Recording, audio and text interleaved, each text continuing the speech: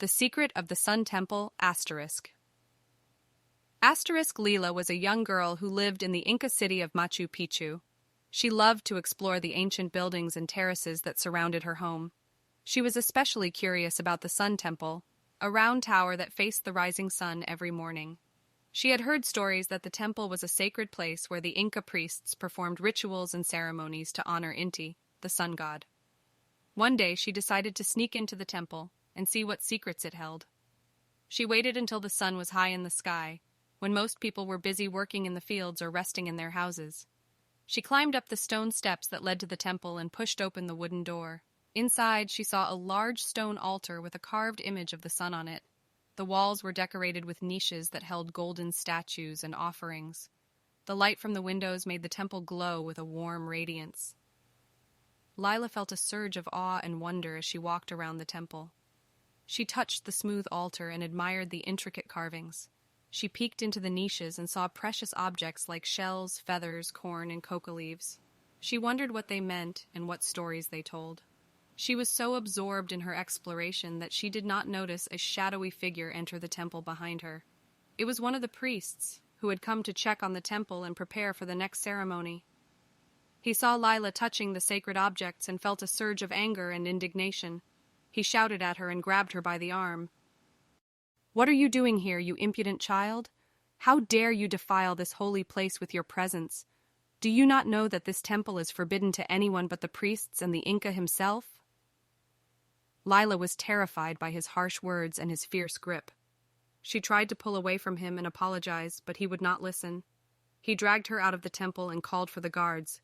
He accused her of being a thief and a spy and demanded that she be punished.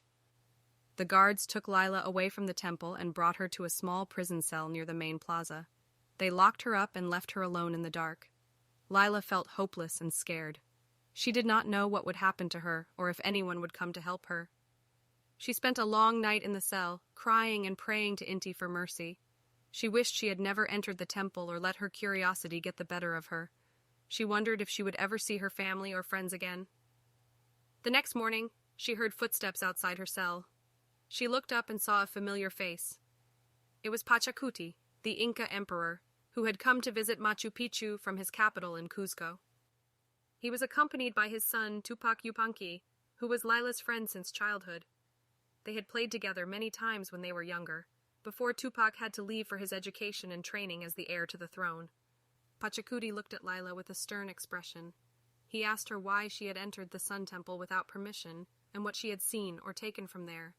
Lila told him everything that had happened, how she had been curious about the temple, and how she had only touched some of the objects without harming them. She begged him for forgiveness and said she did not mean any disrespect or harm. Pachacuti listened to her story with interest and compassion. He saw that she was sincere and honest, and that she had a genuine love for learning and discovery. He also saw that she had a special connection to Inti, as he himself did. He decided to spare her from any punishment and instead reward her for her courage and curiosity. He told her that he was impressed by her spirit and intelligence, and that he wanted to teach her more about the secrets of Machu Picchu and its temples. He said that he would make her his personal apprentice and guide, and that he would show her things that no one else had seen or known before. He also told her that he had a surprise for her in the Sun Temple, something that he had been working on for a long time with his best craftsmen and astronomers. He said that it was a gift for Inti, but also for her, as a sign of his appreciation and friendship. He took her by the hand and led her out of the cell. He called for Tupac to join them, and together they walked back to the Sun Temple. Lila felt a mix of emotions: relief, gratitude, excitement, wonder. She did not know what Pachacuti had in store for her, but she knew it would be something amazing and unforgettable. She smiled and thanked him for his kindness and generosity. She felt a new bond with him and Tupac, as if they were a family. They reached the temple and entered it. Pachacuti pointed to the altar and told Lila to look closely at it.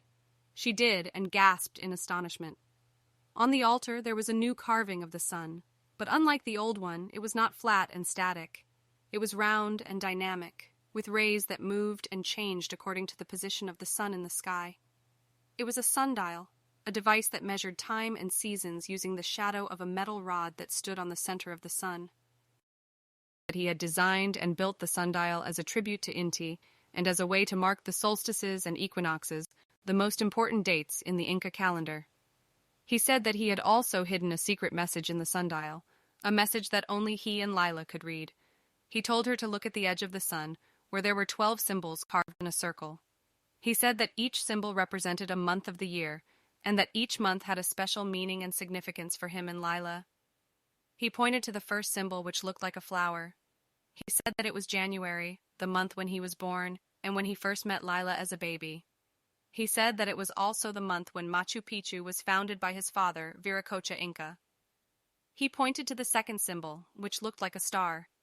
He said that it was February, the month when Tupac was born, and when he became his son and heir.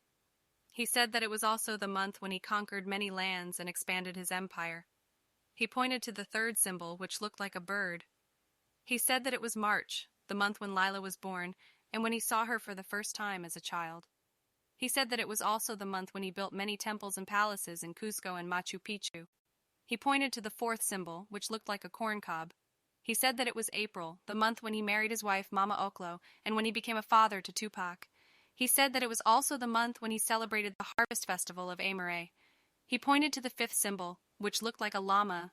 He said that it was May, the month when he visited Machu Picchu for the first time with Tupac and Lila.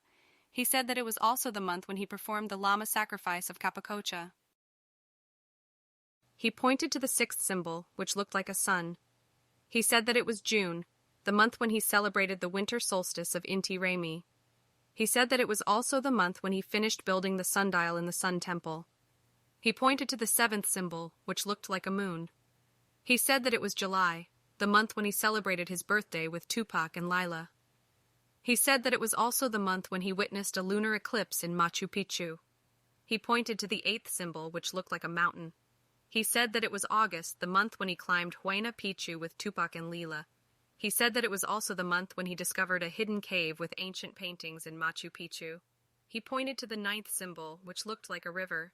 He said that it was September, the month when he sailed down the Urubamba River with Tupac and Lila.